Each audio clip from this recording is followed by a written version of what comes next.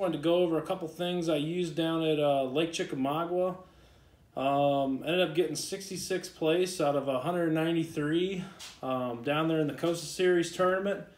And, while that's not exactly the finish I was hoping for, I kind of hung in there and scrapped together a few fish, even though, I had a couple draws where it didn't seem like we were really around a whole lot all day.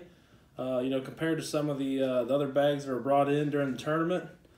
And just wanted to kind of go over a couple things that I did in order to catch some fish.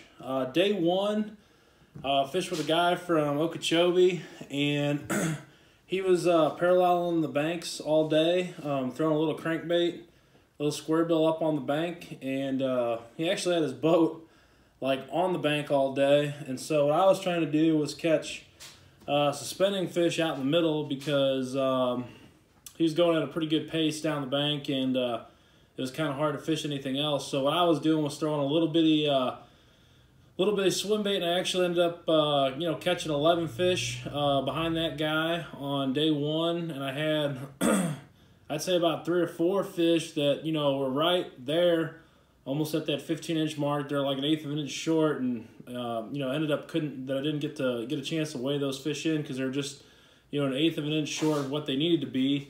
So didn't end up weighing any fish in on day one, which is pretty disappointing considering was on Lake Chickamauga, which is one of the top bass fishing lakes in the country, especially nowadays. They've had 50 bass over 10 pounds or something like that weighed in since the start of the year. So the lake's got a lot of big fish in it. And just looking at the weights of the tournament, there's a lot of guys, both on the boater and co-angler side, that were catching some pretty big bags when I was down there. And for whatever reason, we just couldn't get it going on day one. I just don't think we were doing the right thing. So threw a lot of this on day one. Obviously, I threw a lot of different stuff, threw rail trap, threw a lot of different crankbaits because that's something I really like to do. Threw spinnerbait, threw a variety of jerk baits. Just for whatever reason, couldn't get any keepers in the boat. Day two is a little bit different. Drew another guy that was from Okeechobee, and he didn't have any fish on day one either, so I didn't know what to expect on day two. Usually it's not a good sign if you draw a guy on Chickamauga at the end of March. It doesn't weigh in a fish because, like I said, it's a pretty good lake. There's a lot of bass in Chickamauga. I wouldn't say it's one of the tougher lakes to fish in the country. It's probably one of the easier ones. But day two, ended up fishing a lot of the same kind of areas and pattern that I was fishing with the guy on day one. The only difference is ended up getting lucky a couple times. Ended up throwing Shad Rap. We were in a little pocket to start, and was throwing a Shad Rap behind this guy. He was throwing a square bill, and I was throwing this little bitty Shad Rap, and there ended up being a buoy, like a little crappie bed buoy or something like that, in between two docks with a rope on it. And from my experience fishing a lot of different lakes, like Lake of the Ozarks and stuff like that, that buoy is being held on by some kind of rock or something at the bottom of that line. And so what I did was I took this crankbait and threw it right up against that buoy and ran it right down the side of that cable and hit whatever was on the bottom down there, and I actually caught about a 2.5 pounder doing that. So that was my first fish of the day. And then we ended up going down a lot of the same kind of banks that I fished on day one. My boater had the boat pretty tight to the bank all day, so it was pretty challenging. So what I ended up doing was working a lot of the water out behind the boat. And there's a part in the day where I actually ended up seeing a school of bass on the side scan unit out the side of the boat opposite of where he was fishing. And so I fired a cast out there with a Megabass jerkbait, and actually caught one about 3 pounds doing that. And in a matter of like 10 minutes throwing out to the same spot, caught 2 more keepers about the same size back to back. I mean, I had one fish at like noon, and then like 1:30 I had 4 fish for 10.5 pounds or so. throwing, just a little jerk bait. And the fish, a lot of those fish were suspended like out off the bank. And, I really think, we should have been probably fishing, more out, where the boat was and a little bit deeper even off some of them banks. Some of them guys, after seeing some of the video from the tournament, they caught fish right up on those channel banks, but you could tell that they're fishing, the current breaks. That was a big deal. So the pattern they were doing, and, the guys I was fishing with, they were just going right down the bank. And so there wasn't really, that much method to the madness with what they had going on. And it's little details like that matter. And so basically, those those 4 fish on day 2 ended up putting me, in 66th place overall. And right now I'm ranked 48th in points. I got one more event coming up at the end of the month down at Santee Cooper. Really looking to try to make the Costa Championship. I need to end up in the top 40 in points. And I'm in a really good position to do that. Just, haven't had a really good tournament yet this year on the Costa Series. So, hopefully, things will change coming up. I feel like, with the weather we've been having and, obviously everything, bass fishing's heating up across the country right now. I think it's getting to the point now where hopefully, no matter who you draw, there's going to be fish, coming and going all around you, and it's not going to be as hard to miss them like some of the guys did, the last couple tournaments I fished with. But, that being said, as far as the jerkbait goes, I was throwing it on a 7-foot medium action razor rod. This rod's been really good this year. Fishing these jerkbaits makes it, really easy to fish a jerkbait, and especially when you're throwing it like I was. And when I was catching these fish at Chickamauga, I was actually taking this jerkbait and I was working it just about as fast as you could, just really, working the bait in fast, and I'd let it sit for, a second or 2 seconds, and they would practically take the rod out of my hands when they hit it. And a lot of times I'll throw 8-pound test fluorocarbon on these jerkbaits, but down at Chickamauga, because there's just so many bass between 9 and 12 pounds down there, I actually stepped up to 10-pound line just to kind of give myself a little bit more cushion, in case I hooked up with a giant down there.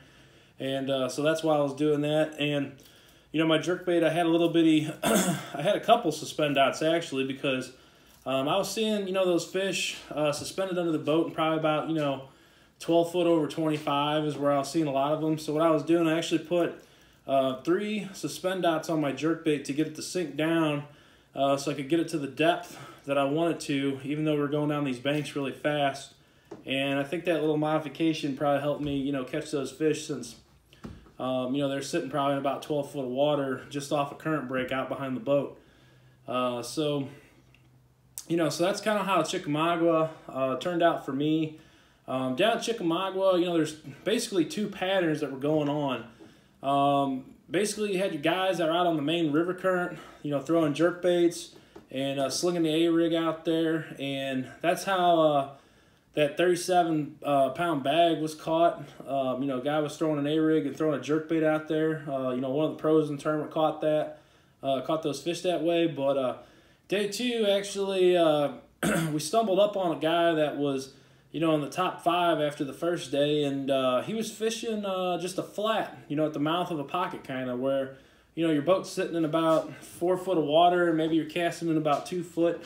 And what he had out there was a little grass bed to where he was, just making repeated casts all day long with a rattle trap, getting these fish as they were moving into that little bitty grass bed. And this grass bed, because we actually were kind of fishing in the area to start, but we worked our way over to this guy who was sitting out there in a boat. And, when we got up to him, he said, hey, I'm actually sitting in the top 5. Y'all need to find your own fish. And, there's no way that we knew, who he was. But, we gave him space after that. But at the same time, I got to see, pretty much, the type of area that he was fishing. And he was fishing, just that little isolated grass bed at the mouth of them pockets. And, throwing a variety of rattle traps and, probably some kind of chatterbait, it looked like, and maybe a spinnerbait, just in those little shallow grass beds. And we kind of fished, within the vicinity all day and couldn't really find anything like that. But we could see that he sat there, the whole day and had another 20-pound bag or something like that on day 2. So obviously, those fish, just kept moving into that little bitty grass bed all day, and he's just, you know, waiting them out. And so really, you know, got to learn a lot about how those bass, you know, transition down at Lake Chickamauga. You know, like the guys I drew out and fished with, they said, you know, the week prior to the tournament, they're catching a lot of fish on those channel banks. But I think the water was a little bit higher than when we were, you know, fishing during the tournament, so maybe that water coming down had something to do with it. But you know, those were the two predominant patterns. You know, you either had to be out in the current, you know, on those bars, those islands, you know, those points where that current was breaking. There's a lot of bait fish out there, or you had to be up on those flats, you know, really ripping a rail trap or, you know, something similar to get those fish to fire up. And you know, I just feel like, you know, the guys I had both days weren't doing any of that, and you know, I think we kind of missed the bite. But you know, somehow escaped, you know, at Chickamauga catching a few fish on day 2 and hanging in there, hanging into contention anyways, to where, you know, I got a shot to you know, to make the Costa Championship. So, you know, the next stop's going to be over at Santee Cooper, and I'm going to be waiting to see how the weather, you know, turns out the next couple weeks. You know, I'm pretty sure fish are going to be spawning. There's going to be fish on the beds. And, you know, there might be some fish that are like post-spawn. It just kind of depends on, you know, what's going on with the water temperature as we get closer to the tournament at the end of the month here. And so I'm going to be, you know, kind of looking to see, you know, what kind of information I can get prior to getting down there to kind of clue me in more on, you know, what's going on. And so I'm really looking forward to that. Santee Cooper is a good lake. There's a lot of big bass that are caught out there. So never fished there before, so you know, getting geared up to go out there and see what Santee Cooper is all about. This weekend, fishing a BFL down at Lake Hamilton, down in Arkansas. By now, this time of the year, those fish ought to really be, you know, starting to move to the banks. If you guys been, you know, tuning into all the postings on Facebook, you know, you're probably seeing a whole lot more activity on Facebook these days because the fish, you know, they're finally moving to the bank where the majority of people fish. And, you know, they're kind of, I think people are just intercepting these fish a lot more. And that's why you're seeing all these big fish now getting posted on Facebook and social media, because, you know, people are actually starting to catch some fish. Because, you know, a couple weeks ago, you weren't really seeing all those big fish come in. So really now is the time to get out there and do some fishing, because, you know, it's going to be on. And a lot of these big fish that, you know, been out deep all winter, they're actually going to start coming to the bank. And, you know, it's the time of the year to get out there and catch those big fish.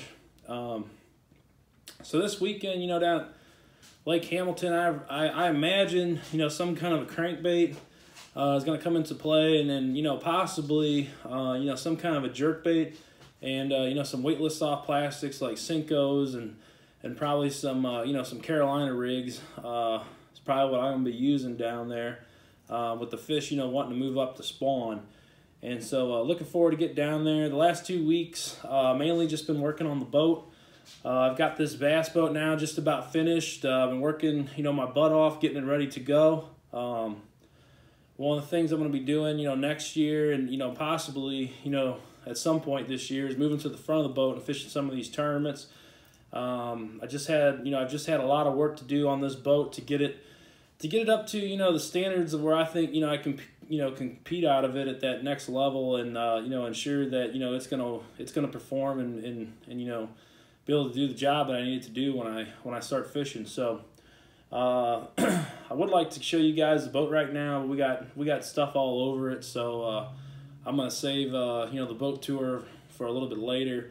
I've still got a lot of wiring to do, you know, on the live wells. I've been going through the wiring, seeing, you know, what wiring in the boat needs to get taken out, as well as putting all new pumps in the boat, rewiring everything, going through it, making sure that, you know, everything's rock solid, because you know, that's one of the things that can go wrong, you know, on your bass boat during the day. You know, say your aerator goes out, or your aerator pumps go out, or you know, your batteries are not going to be what they need to be. And so, you know, a lot of these things that I'm trying to look at right now with this boat is just, you know, making sure that, you know, it's going to do the job when I start fishing some tournaments out of it again.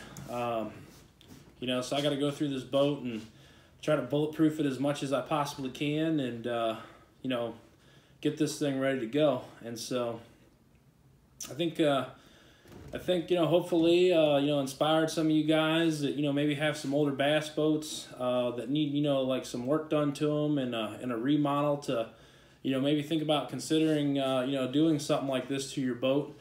I was really surprised with the results from my efforts in, in working on this bass boat. And I don't know, I didn't really know that I'd, be able to actually get this all done on the boat. So, it's been quite the journey, and pretty awesome. I feel pretty good about all the different work that I put in on this boat and how it's looking so far.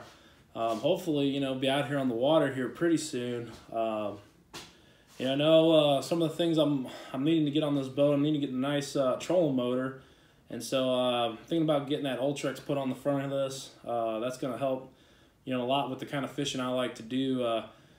I like to fish a lot of, brush piles and structure, away from the bank. And so I think that might come in handy. And then, just kind of curious about, how that's going to work on this boat. So, that's something I'm definitely looking into here in the near future, getting on here. But, yeah, just been busy, working on this boat, getting ready to go. And, just thinking about, what the rest of the season has in store. I know some of you guys, if you fish a lot, you probably had to do your taxes. So that's been something, in the last couple of weeks I've had to go through is, my taxes around, my fishing and, making sure that I take care of that. You fish as much as I do, you're going to get that 1099. So you got to get your taxes done. So I've been kind of busy with that in the last week, and had the last 2 weeks off of fishing, so ready to get back and going here. Got quite a few tournaments, end of this month and in May, and so I'll be sure to give you guys a little report on how that all goes. So until next time, guys, you take it easy, and make sure you like and subscribe to the channel. The more followers and the more views I can get on these videos, the more information I can share, and the more videos I can do for you guys. And when I get this boat up and running, I'm really hoping to, take this boat out in the water and get you guys a lot of videos and on the water footage, as I continue to fish. So make sure you like, subscribe to the channel, and if you guys have any questions about fishing, fishing in general, or fishing, Lake Chickamauga, if anybody's headed down there to fish that lake and you want to get some info, just hit me up. But until next time, guys, take it easy.